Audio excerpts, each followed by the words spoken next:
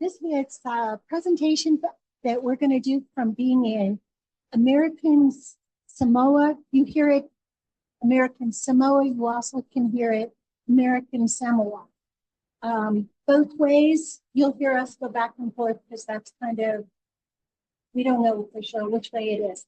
But anyway, we were able to do a trip last year, and it was wonderful. Thank you for inviting us to do this. We appreciate it very much.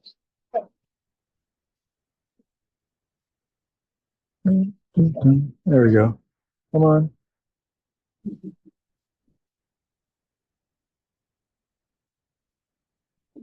What? There we go. Okay, this mic's on. Is that right? All right. American Samoa. It's an unincorporated territory of the U.S., 2,200 miles southwest of Hawaii.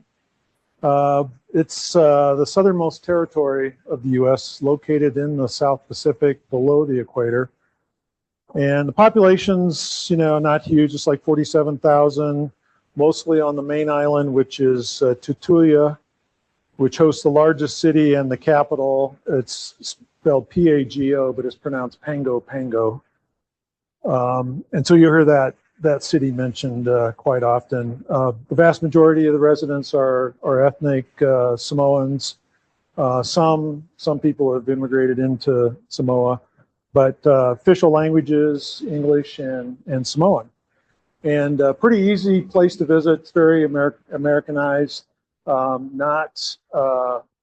Not everything you'd expect. Like, I don't think I ever saw a Home Depot, but we definitely saw a Walmart. So nice place to be. I don't recall a Starbucks. Lots of coffee shops. So where the heck is this? It's south of Hawaii. So actually, coming from the U.S., you pretty much are going to fly to Hawaii and then continue on to the Samoan Islands. And if we zoom in, this is kind of the Samoa Islands in general. The American Samoa part is on the east side, and Samoa, formerly known as Western Samoa, they sort of promoted themselves. They decided, we're no longer Western Samoa, we're now Samoa. And so Samoa's over there. That is an independent nation. And so zooming in on that, this is kind of the close-in view of American Samoa. Like I said, the main island there is Tutuila, and then with Pango Pango. And then there were two other significant islands. One in the upper right here, one is Ofu, which we did visit. And then the other one is Tau, which is a bit more remote. We did not make it to that island. Okay, so how did this all start? Joyce and I had been on a quest to visit all U.S. national parks. There's 63 of them. We are, with American Samoa, we are at 61 right now. We have 2 more to do. And so this has been on our radar for a while now. And we're like, okay, if we're going to do all 63, sooner or later, we're going to do this trip. And we decided to do it in 2025. And so really our main objective was get to the national, because there's a national park there, National Park of American Samoa. We wanted to visit the park, and then of course, if we're going to be there, we do some parks on the air, maybe some summits on the air, and we'll talk about some of the equipment that we ended up choosing. So Joyce and I are super active in summits on the air, mostly on VHF frequencies. And we also do parks on the air. When we do parks on the air, we usually use HF and VHF if we can. Oh yeah, so I looked on the topo map, and obviously there's, it's a volcanic island, so there's some pretty significant summits that pop up out of the ocean. And I go, wow, there's got to be soda summits there. And so I checked into that, and it turns out there's never been an association set up for American Samoa. So next thing you know, I am the association manager for KH8 American Samoa. So if you have any questions about about that, I guess I'm your person. So so there's a lot of things we could do on this trip. So we were careful to talk about, okay, what are the real priorities here? We said priority one is visit the national park. We did want to activate a few SOTA summits. We also wanted to activate the national park for POTA. It's been put on the air a number of times, so it's not super rare. There's been some pretty serious de-expeditions to the park, and they've done a lot of QSOs from there. But still, we wanted to do it ourselves. We wanted to snorkel, hike, and definitely have fun. And we have done this kind of thing in a whole bunch of different places. We've been to the Bahamas, Virgin Islands, British Virgin Islands, Cayman Islands. We like to do this, but the way we do it is, the first question is, do we want to go there anyway? We don't do any de-expeditions just because they're rare entities or anything like that. Is it a place we want to go? It's usually an island. Does it have a ham radio interest? Is it worthwhile taking ham radio along and doing it? And then can we get an amateur radio license fairly easily? Now, American Samoa being a U.S. territory, we can just show up with our normal U.S. ham license and operate. In fact, we could operate with our normal call sign. We could just go. I could just use K0NR. But what we actually did is we put the KH8 prefix on it to indicate that, hey, we really are out here in American Samoa. Radio gear was kind of an interesting set of choices to figure out. We ended up taking two stations, kind of the SOTA station and the POTA station. And I think the main driver for that was we were going to run a bunch of single sideband, and I really wanted to have some power, 100 watts anyway. And so the POTA station sort of turned into the 100-watt station that's not easy to carry, but it still had to be packable into luggage and get it to the island and all that. The SOTA station, we use the ICOM IC705, which is a 10-watt radio, and some small antennas for that. 20-foot carbon fiber pole. In fact, I've got it here. So if you want to put up a wire antenna, this is pretty common with the SOTA guys, right? You go out and find out on eBay, usually looking for a really compact fishing pole that collapses down to nothing, so it can go pretty easily in your pack. Bioanode batteries, and it turns out that's the other piece, is with lower power, with like 10 watts. I was pretty sure single sideband would be kind of weak at times, inadequate. So we said, okay, we're going to run either FT8 or CW. Joyce doesn't run CW. I can run CW. I was concerned I couldn't handle a KH8 pileup with my CW skills, so we focused our energy on being able to operate FT8, and that actually worked out pretty well for us. On the POTA side, the battery situation got kind of interesting, because normally what we do is we have a 20 amp hour bioNO battery that we'll take out on a POTA activation, set it next to a picnic table or whatever, and that'll run a 100-watt radio quite well for hours. It turns out that battery is too big to take on an airplane, and so I started down this path of what are the rules on carrying batteries on an aircraft, and basically decided I wasn't going to take a big battery. Instead, we took the plan was battery cable clipped onto the vehicle, our rental car battery, and operate the radio off of that. And that had a few snags, but it worked out. It worked out pretty well. It actually worked out. Anyway, we could talk about that whole thing for hours, I think. Yeah, and I guess the main assumption there was I assumed that, like for a POTA activation, I could operate near the vehicle, and that turned out to be true. There were spots where we could just drive and park, and then run the cable out and operate the radio. So that worked out pretty well.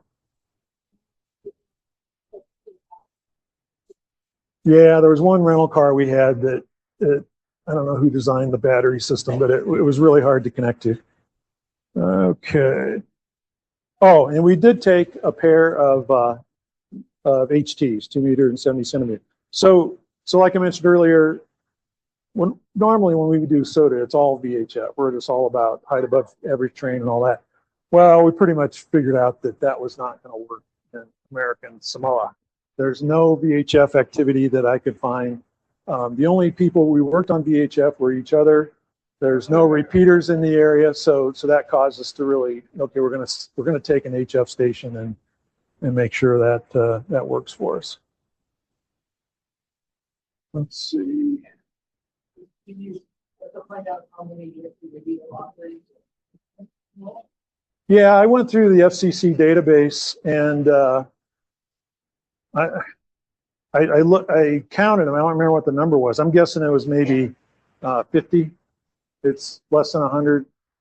And you could tell from the call signs, some of them were transplants, like they live in Los Angeles, but they go to Samoa fairly often, so they had a call sign.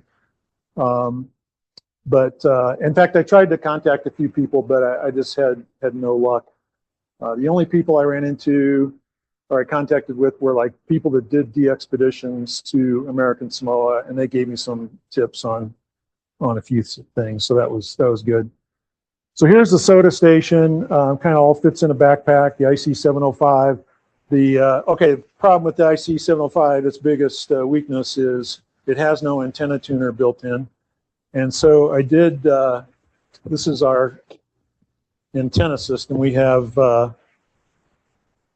This is pretty popular with the SOTA guys. It kind of all wraps up. It's an end fed that the wire is about 30 feet long, and it'll operate on 20 meters, 17, 15, 12, 10, and on up.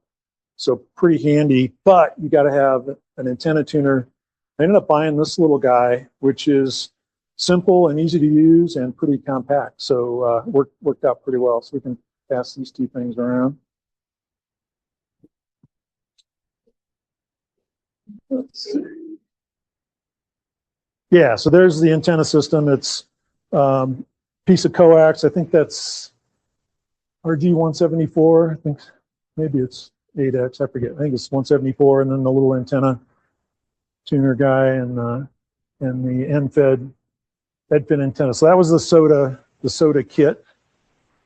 And then the POTA station looked a little more like this. Here you see my my notebook computer running WSJT-X, and the POTA station is the FT991. It's kind of shoved into the back of the rental SUV, and the cable, the power cable came out the side, and I ran it up up to the front of the car and connected onto the battery.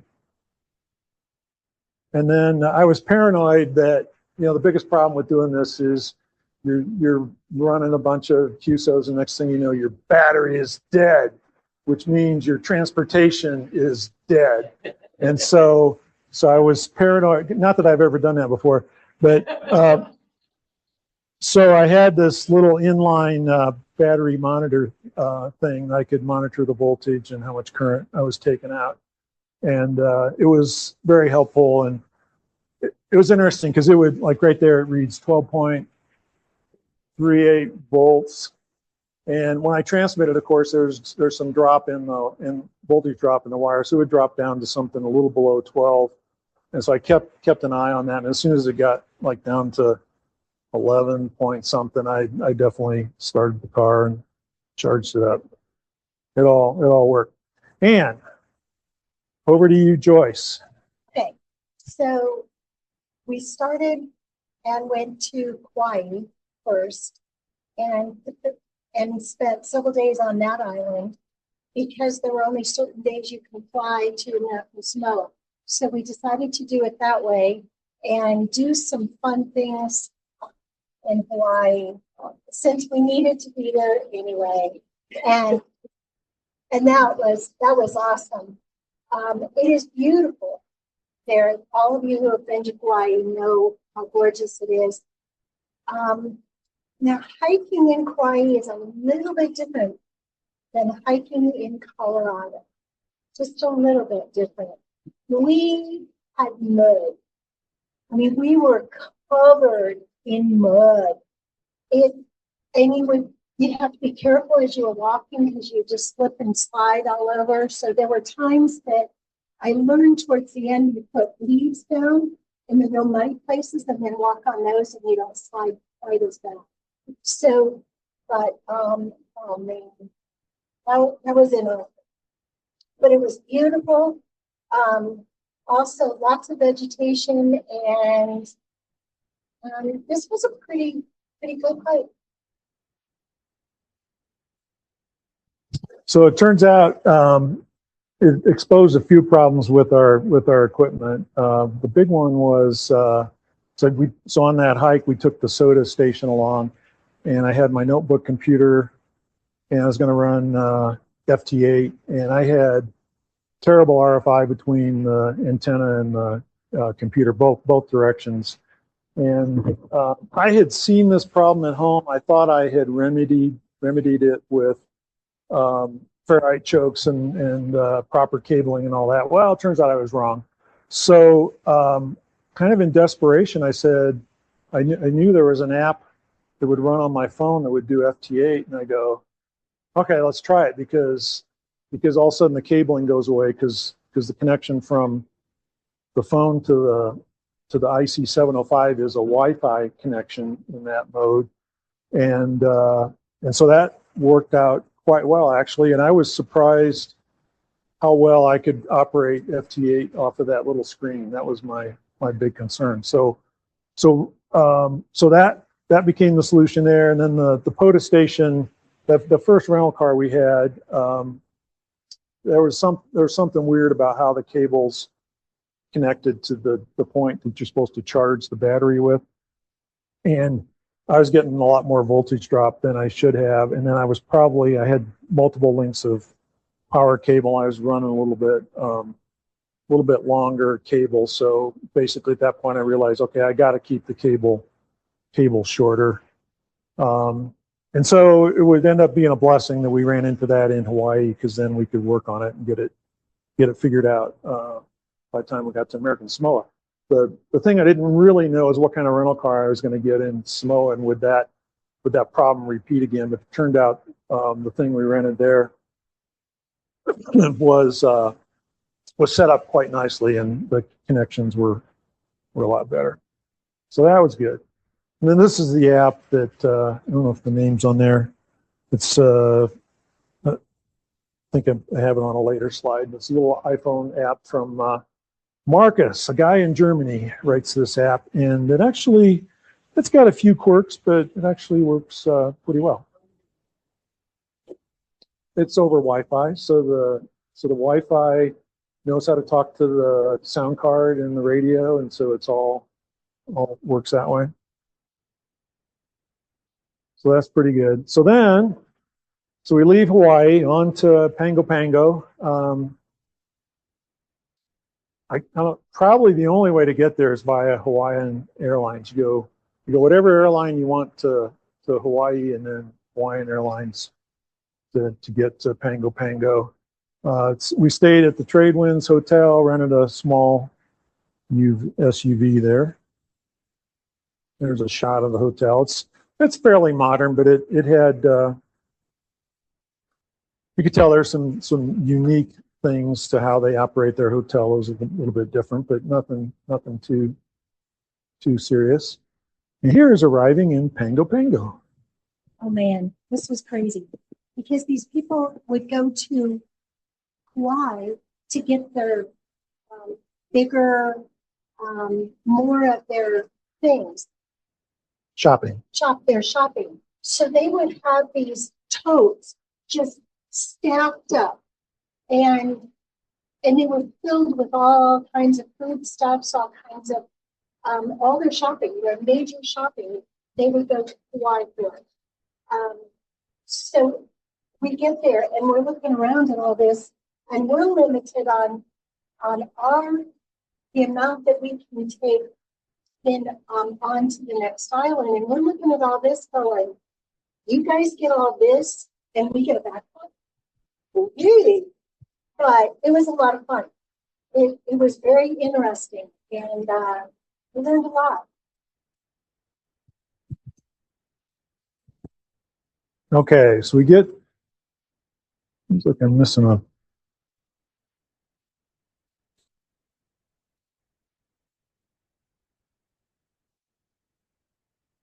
Like you should have a map to look at. Okay, we'll get a map later. Okay, so we get to Pango Pango, and the easiest soda summit. Well, first thing we did is we drove to the national park, stood in front of the national park sign, took a picture. Okay, we've been here, and then the next thing we said, let's get a soda activation in. So the easiest summit to get to is Olatella Mountain, and it's in soda terminology. It's KH8-TI-004. It's 1,600 some feet in elevation. It's a drive-up mountain because it is a commercial radio site. And so, like a lot of these things, we didn't really know that before we went there. And I'm looking at satellite photos and different topo maps, trying to sort this out. And was pretty sure this was going to be easy to drive up, but you never know when you might run into a gate. So we drove one of their highways out to nearby the mountain, and took this one lane road up to the radio site. Oh, by the way, the entire island has a speed limit of 25 miles an hour. So like, nobody is ever going fast. It's all like just sort of taking it easy on island time. So there's the radio site, bunch of towers up there. And we get out of the car, we get ready to set things up, and it starts raining and lightning. So we quickly worked each other on VHF to declare that we activated the summit, and then got back in the car and said, okay, we will come back some other time. So the second summit we did on the main island was Alava Mountain. It's a very popular hike. You'll see lots of people talking about it in the National Park Service. It's in the national park. National Park Service highlights it as a good hike and all that.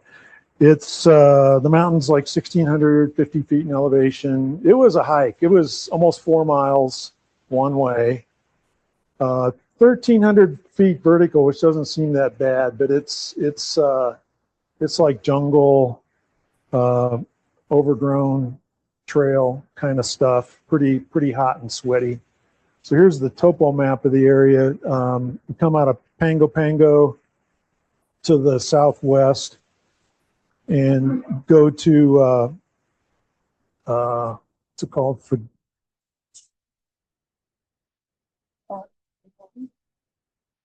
I can't. Oh, Fagasa Pass, and then we hiked up from there, and it just kind of runs the ridge all the way over to that mountain, and got a number of pictures. This is a typical trail shot. That's me on the trail.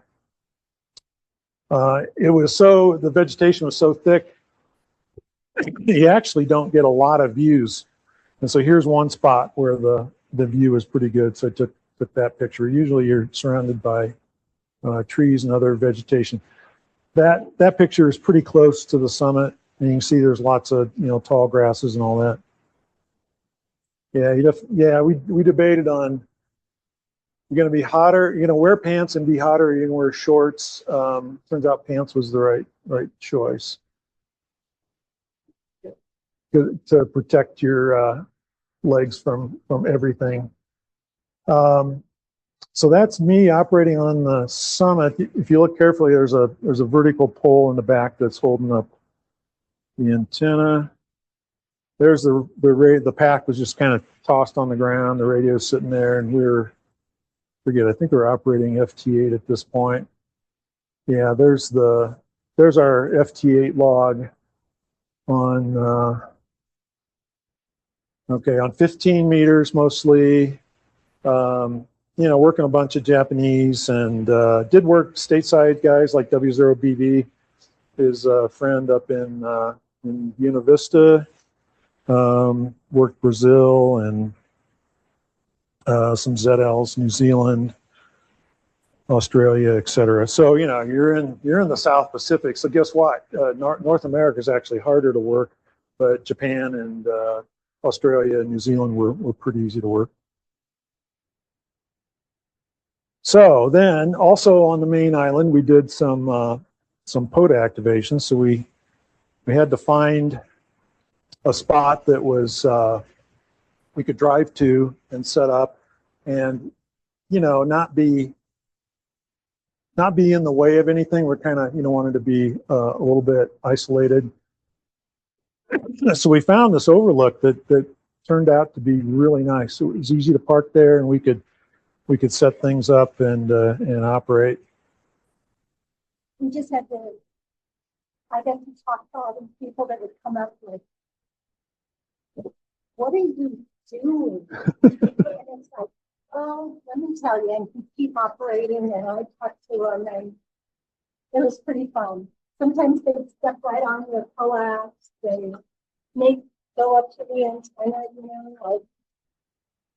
it was pretty comical. We had a good time. Yeah, standard POTA SOTA stuff. So in all, we ended up, between the two of us, we did 7 POTA activations. Our favorite bands are always like 20, 17, and 15. I don't think we're on 10 meters at all. We did FT8, FT4, and single sideband. And let's see, what are the totals there? So total like 291 contacts. I made a few more than Joyce did. That's mostly because I'll sit there and run FT8 for a long time.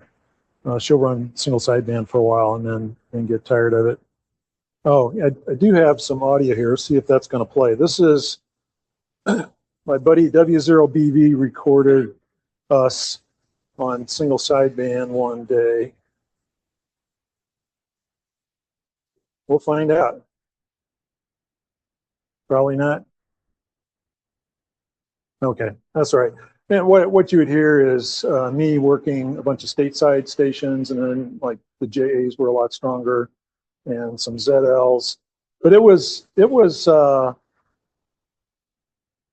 not easy. There was a lot of QSB. Signals weren't that strong. It was kind of, we had to keep working at it to make contacts. That's okay. So that was the main island, and then the real adventure begins to go to a much more remote island. That's Ofu Island. So to get there is a small plane. It flies twice per week. The baggage is really limited. We could have like a very small carry-on, and then we could have one checked bag, but they had a pretty tight weight limitation. I think it was 25 pounds on the checked bag. There are limited lodging options there. There's no restaurants. Basically, we had to cook our own meals. No, Joyce cooked our own meals, to be accurate. So here's the plane to Ofu. That's the co-pilot. And when I looked at that guy, I go, I think he's still in middle school. I don't know if he should be flying that plane or not. And then here's the folks behind us. Joyce is over on the others across the aisle from me on that plane. And then it's funny because I didn't realize they were doing it at first, but all the Samoans sort of stepped back and let the visitors, the tourists, all go to the front of the plane, and they all sat in the back because we didn't have assigned seats or anything. Yeah. And this guy, was with us. He was there the whole week and stayed in the same place we did that week. So we got to know him a little bit, and he's from He's originally from France, but he was living in Australia, so he's kind of gets around. So here's the map of the island, and in the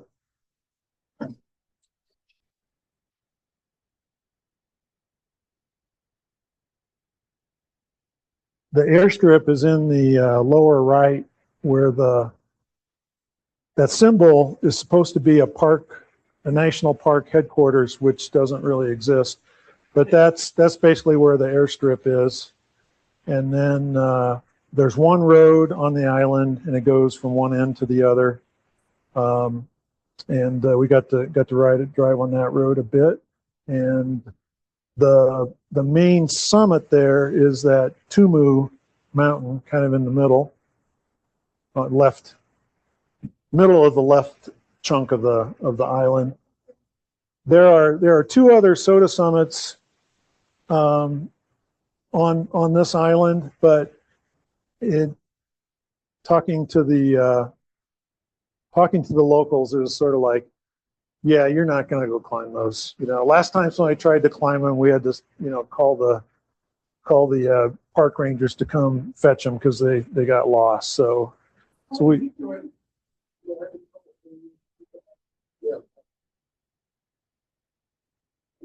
Didn't they also have wild hogs or something that got the people stuck for a while?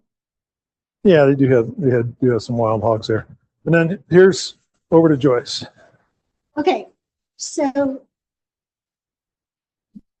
the airstrip is right here. The airport building is right here. This is where we stayed. It used to be like sort of like a motel. And there were, I think originally there were 9 different rooms that could be rented out. There are 4 that are rentable at this time. And we stayed in one of them, and it was great. I mean, you had your bed, you had a bathroom, we had an extra bed that we could put our stuff on. There was a little refrigerator. And then there was a big room, like a lodge a big room that had a dining room table down the middle of it that could probably fit 10 people. And there was a kitchen, and the kitchen was stocked with equipment, and there was a pantry, and you had Spam, and you could get low salt Spam. And eggs. There were refrigerators and freezers. The refrigerator had eggs and bacon. The freezer had chicken. There were spices that were in the freezer that you could use. So what you would do is you would write down anything you took from the kitchen that you used to make a meal for you. And then at the end of the week, he would total it up and tell you how much you owed for food. But we had taken some food with us. We didn't have a lot of space to bring food, but we took protein bars, things like that. And in a little bit, we'll show you a grocery store we could go to get more groceries. So it worked out really well. And it was just this other young man and us. And then later, we learned to know there was a man that was there working on something, I don't know, but there was no internet at all. Your phone could be used to take pictures, but if you lose your phone, you can't call it or anything like that because there's no internet. So you lose it, it's gone. And you don't find it. How do you know that? Because I lost my phone. Yeah, it's pretty remote. I had the Garmin InReach, so I could send simple messages back and forth. And so, I was often communicating with people stateside trying to, you know, arrange contacts and stuff like that. But there's enough delay that gets a little bit challenging. That's actually a grave. That's a family grave site there. The whole place is owned by a family, and so, you know, you got your ancestors there, right there on the property. No, it's off by an hour, I think. I don't remember which direction. It's really close to the, yeah. If you go over to Samoa, not American Samoa, you cross the international date line, which we didn't do. Okay, this is the beach on the island. It is, if you ever see photos of the national park, it's probably Ofu Beach because it's just so pretty and nice and all that. And it was just a few minutes walk. Let's go back to that map.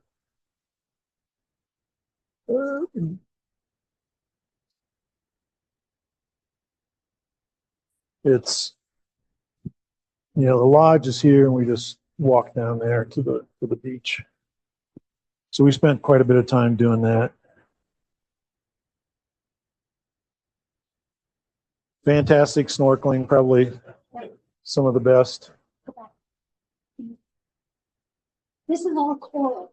So you go out there and you're snorkeling and you can literally reach down and touch the coral, which you don't need. But it was absolutely beautiful. And you would just, you know, find your little paths around and go all different places. And we went out lots of times. We never saw anybody on that beach besides us. Well, and a few dogs. They have lots of stray dogs. Okay. And then we found this one spot that it's kind of like almost like a little sheltered thing there and a bench, and that turned into our, it was a good spot to snorkel, and then we would set up our POTA station there. Although, see, I had to leave all the heavy POTA gear on the main island. We stashed that at the hotel there. And when we went on to Ofu, we just had the little IC 705. And so we'd use that for a POTA activation. And this end was wonderful. It became our best friend. That's where you hung everything. Because we didn't hang it up, the dogs. Okay, a few more shots on Ofu. That's the airport terminal there, and that's the airstrip in front of it, and the airstrip goes off to the left, and the road comes right next to the airstrip. It's just a real kick. That airstrip is very long. You have to go in water. Well, in fact, if it was wet, if the surface was wet because it had rained, they wouldn't land. They would fly back to Congo. Yeah, they would. Because it would be too slick, and if the plane couldn't get the grip, the airstrip wasn't long enough. So Twin Otter is basically a STOL aircraft. It's very short runway capability. Yeah, I actually don't know how long it is, but it's not very long. In fact, when we left the island, we were delayed because of rain. They basically said we want the runway to dry off before the plane comes in. Okay, there's another beach, bunch of lava rocks there. This is like the main road on the highway, leaving the airstrip, headed to the other end of the island. the airstrip was like right here. No, the owner of the lodge has a truck, a small pickup truck. I think it's a Tacoma, and they let us borrow that. No charge. So because you can't go very far, right? This is a picture of a school on the other side of the island. As we just kind of drove around, looking around the island. This is really common in American Samoa. They have like these community pavilions where all of their like family oriented, it's all very tribal and extended family oriented culture. So they have these buildings like this that are open, but they have a roof on them. And so they'll have all kinds of celebrations and things like that. Okay, here's the store.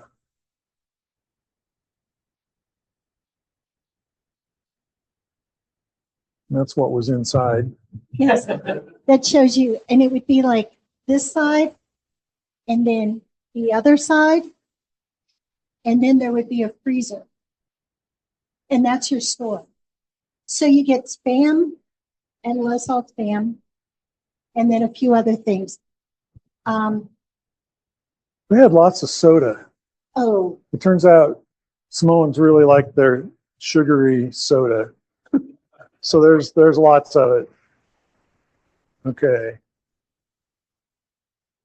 Cheers. okay. This is a fruit bat.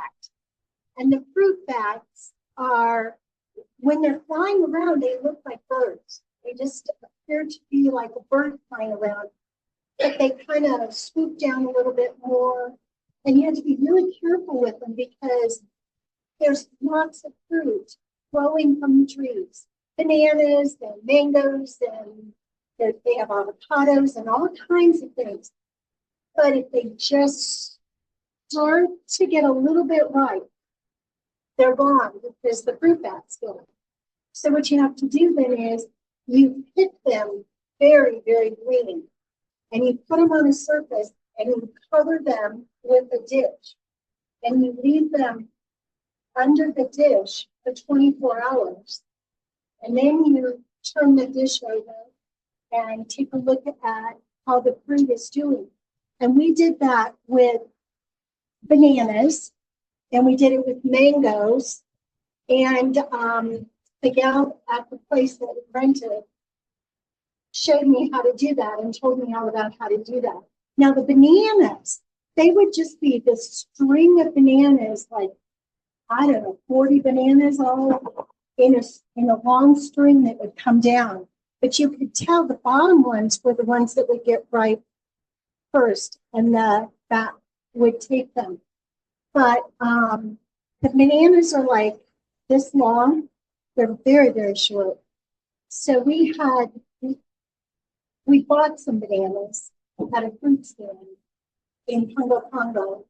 But and these would just line the road that you saw back there a little bit ago that we would walk to get to the national park and then be on the beach.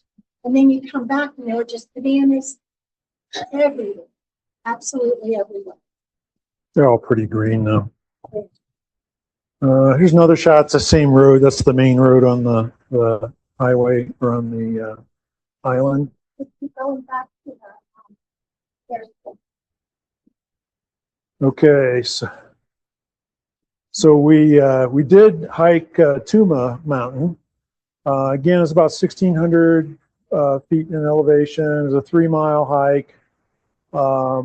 Again, mostly a trail, often overgrown. There was one gnarly spot where they had like a rope assist set up. You had to hang on to the rope to find your way up, pull your way up the trail. You can kind of see it was on the northwest side of the island, and then we followed the trail, kind of big switchback, and then across the ridge and all the way to the top. And this was the view from the top. This was the best photo of the entire trip. It's like, it was just gorgeous, gorgeous, gorgeous.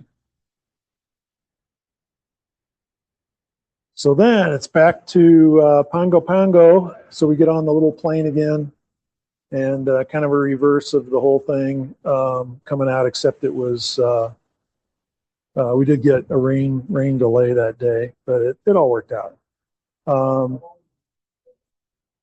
About a week, because one of the things we had to deal with was, particularly getting to Ofu, the planes could get canceled, the flights could get canceled or delayed.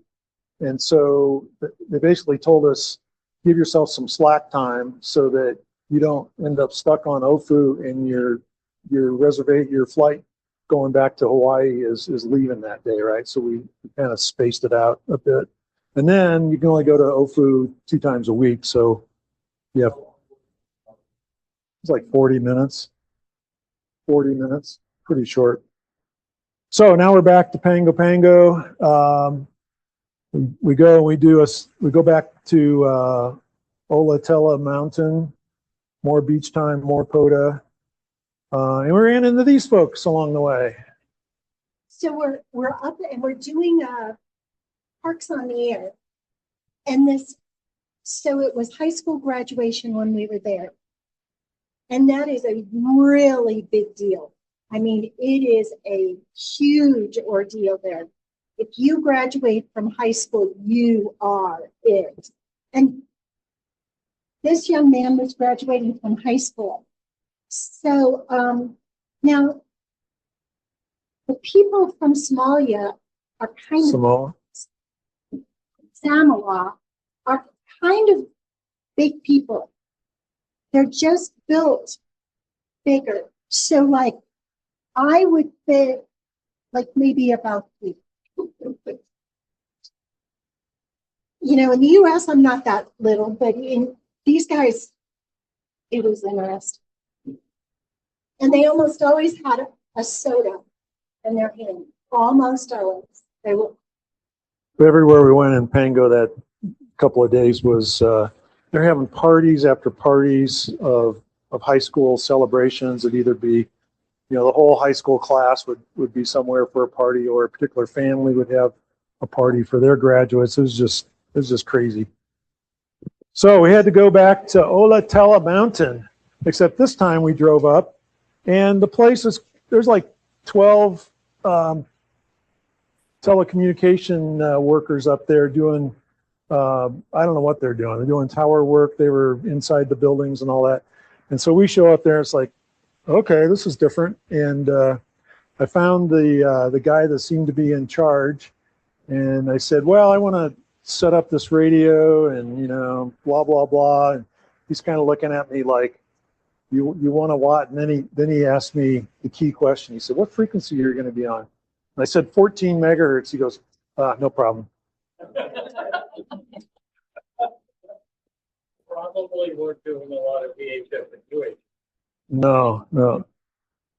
And then one day we discovered the world famous Tisa's Barefoot Bar. It's a real kick of a place, and we had the world's best pina colada I've ever had. I don't really like coconut and pina colada kind of stuff, but he made it all fresh, and it was just fantastic.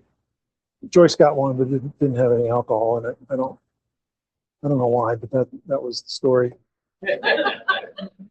So if we go back to what we're trying to accomplish, we did visit the national park.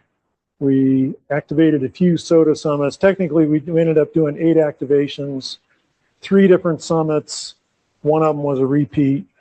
And between the two of us, we got 72 QSOs. So the QSO count wasn't huge, right? But after you hike 4 miles through the jungle and get to the top, you just want to make some contacts and hike back down. Got the national park, seven activations, 291 QSOs. We did snorkeling, we did hiking, and we had fun.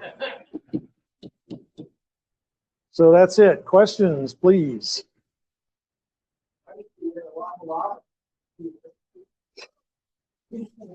Yeah, no, not this time.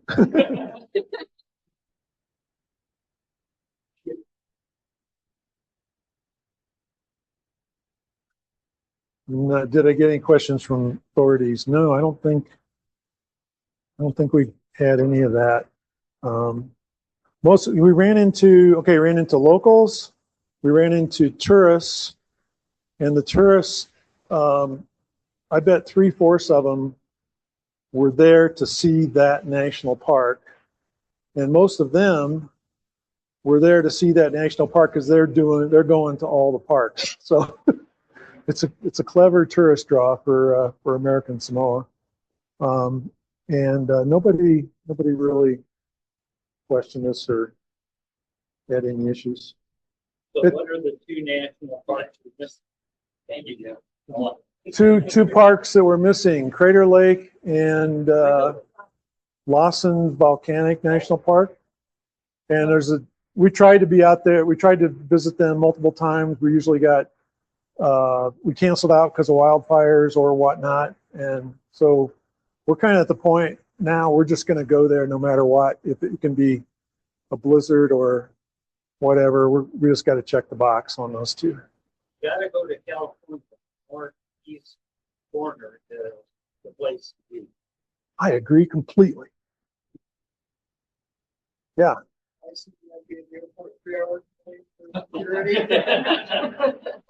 late. Let's see. Going to Ofu, yeah, you didn't have to be there very early. Trying to remember coming back. I mean, Hawaiian Airlines out of Pango Pango is pretty similar. It's a major airline, right? So things pretty much work the same. Probably be there 2 hours ahead of time. Yeah, we did.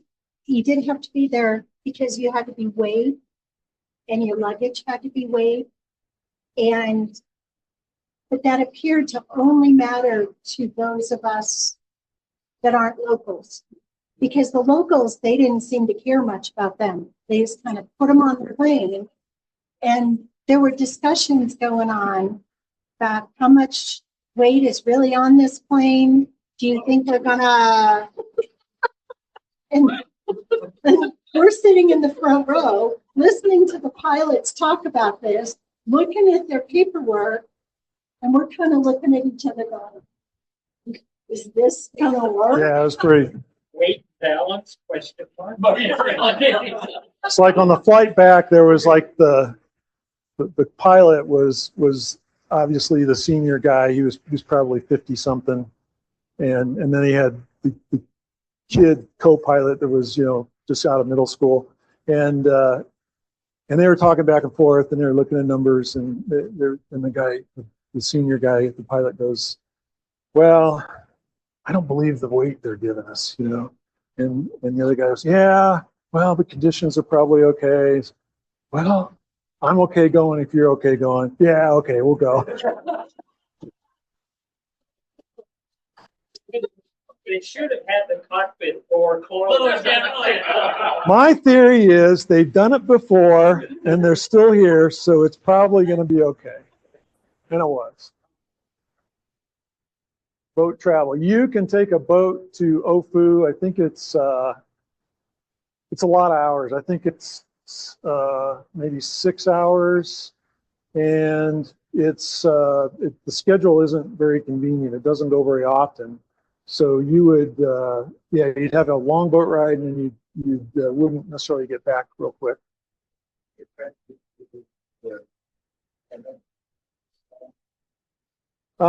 Yes and no. I mean, the problem with all these trips is once you get into a particular area, you're like, well, we should go here. We should go there. We should go to Fiji. We should, and then you end up with, okay, where do we want to spend our time? And we basically said American Samoa is where we're going to spend our time, and then we did the short stop in Hawaii. But that's a good question, because you could spend weeks down there. Yeah. Yeah.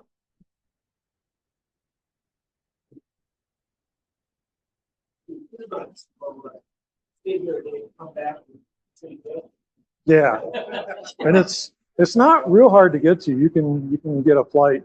It's a short jump over to Samoa. So we could have done that, but chose not to. Okay. How big were the high school graduating classes? I don't think we really know, but the one party that was in the hotel that I oh, crashed. that's right. I mean, there's stuff going on in the hotel, and there's a double door, and you go in, and there's music going and stuff. So what do is open the door, and I go in, and I'm just taking a look around. This lady comes over, and she's like, and she says, "You aren't welcome." And I'm like, I just wanted to see you're not welcome. But they were doing all kind of dances and all kinds of things. And I think she said 8 of the 12 at that high school had this party together. And one of the things that they did is they had these necklaces, I guess you would call them. They were kind of long. And they would have $1 and $5 bills hooked into them. And that was a real status symbol by how many bills you had in your necklace. So that was very interesting.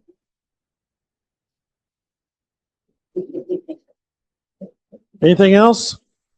So you were not welcome at that party. No, You were crashing the party. But overall, very well. Very well. That's very friendly culture. It was fun. Now, people always go like, would we go back?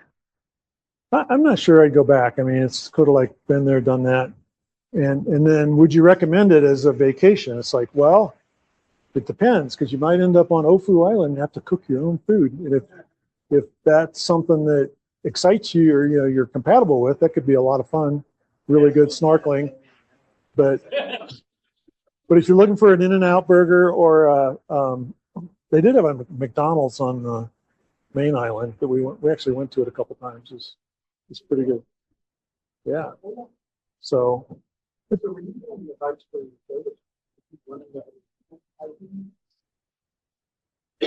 yeah, we see the Alava Mountain. There was another group. I never did quite figure out who they were. I think it was a guide and some tourists. I think 4 or 5 of them together. And we kind of hiked up there with them. They would get ahead of us, and then sometimes we'd pass them and so forth. So they were up there. And then on Tumu, there was nobody on the trail, right? Just us. Nobody was clear.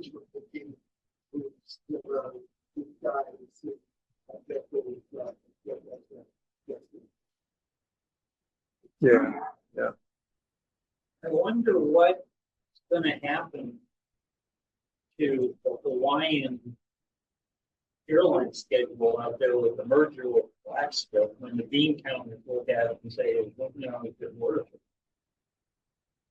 May very well decrease even the frequency of flight. I don't know. The flights were jammed full. They were completely full. So, and I think that reflects the fact they only, fly it twice. It actually varies throughout the year. Sometimes the year it's once a week. Sometimes it's twice a week. And the plane pretty much leaves Honolulu, lands in Pango Pango, gets refueled, goes back. That's all it does. I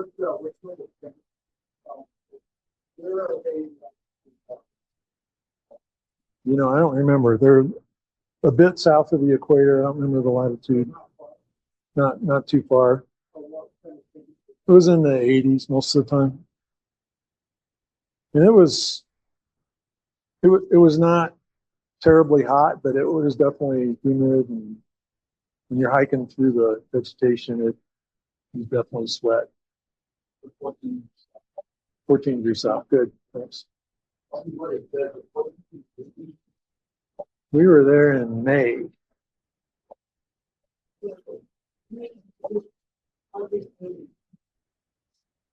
We were there in the dry season. So if we were a couple months earlier, it would have been a lot muddier. So we chose that. So did you go straight from LA to Kauai or Denver?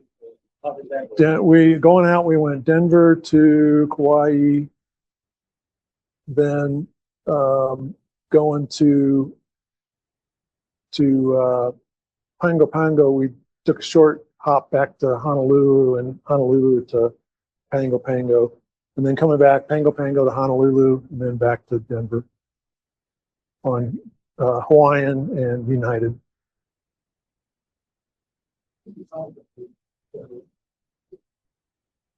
We did the first ever activations of the soda summits. And nobody has activated anyone since. So we're it. And I'm the association manager. So there's that. It'll be interesting. I'm waiting for somebody to email me and go, hey, I'm thinking about going to American Samoa. No. I've tried to write up trip reports on all the stuff we did. And of course, there's quite a number of summits that we did not activate. So there's plenty to choose from. Okay, let's cut it off there. Thank you very much. It's been great to talk to you guys.